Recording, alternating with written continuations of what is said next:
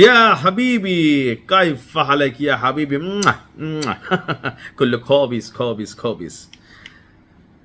আমার কাছে এই ধরনের নিউজ করতে মাঝে মাঝে মজা লাগে, কিন্তু মজাটা শেষ হয়ে যায় যখন আমি খেয়াল করি যে আমার বাংলাদেশের সাধারণ পরিবারের লক্ষ লক্ষ মানুষ এই রাষ্ট্রগুলোতে কর্মরত আছে, জীবন জীবিকা তাদের এখান থেকে হয়।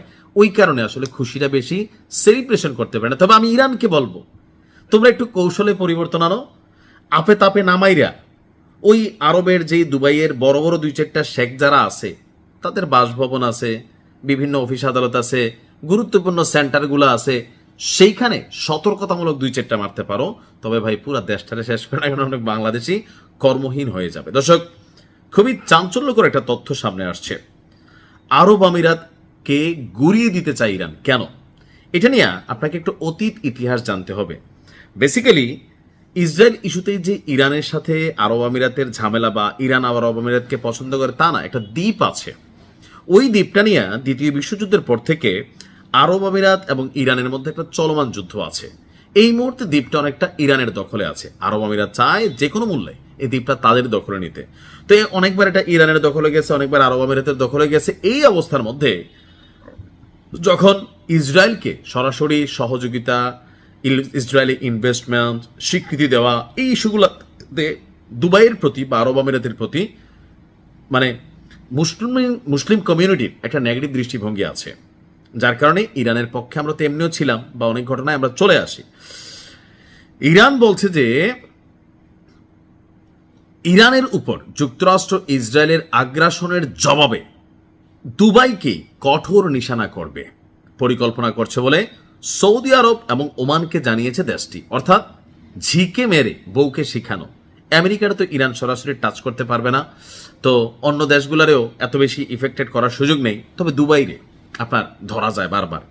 দৃশ্যত এটি আবুধাবি এবং তার প্রতিবেশী দেশগুলোর মধ্যে দূরত্ব তৈরি করার একটা পদক্ষেপ হিসেবে কেউ দেখছেন। আপনার আন্তর্জাতিক গণমাধ্যম মিডল ইস্ট আই তারা একটা প্রতিবেদন প্রকাশ করেছে। বলা হয়েছে যে গত 28শে ফেব্রুয়ারি ইরানে যুক্তরাষ্ট্র এবং ইসরায়েল যে অভিযান শুরু করেছে, সবচেয়ে বেশি পাল্টা হামলার শিকার হয়েছে আরব আমিরাত।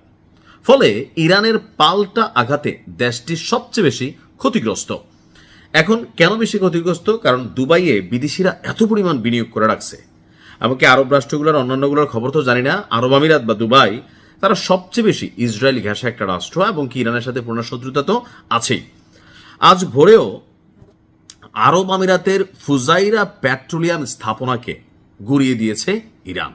ফলে ইরান থেকে ড্রোন হামলার পর আমিরাতের পেট্রোলিয়াম শিল্প এলাকায় বড় ধরনের অগ্নিকাণ্ডের ঘটনা ঘটেছে জানিয়েছে ফুজাইরার মিডিয়া অফিস। তবে এই বিষয়ে ইরান কোন রকম দায় স্বীকারোক্তি এখনো দেয়নি। এতে আরব আমিরাত দেশগুলোর মধ্যে আরব দেশগুলোর মধ্যে আরব আমিরাতের উপর ইরানের ক্ষোভটা যে বেশি, এটা প্রকাশিত হচ্ছে।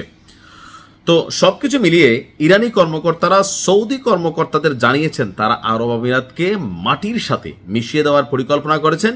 বিশেষভাবে আবুধাবির সঙ্গে রিয়াদের বিরোধের বিষয়টিও তারা আবার উল্লেখ করছেন। অর্থাৎ আরব আমিরাত কিন্তু সৌদির সাথেও ভালো না। ইয়েমেনে একটা গ্রুপ পালে আরব আমিরাত, আর একটা গ্রুপ পালে সৌদি আরব।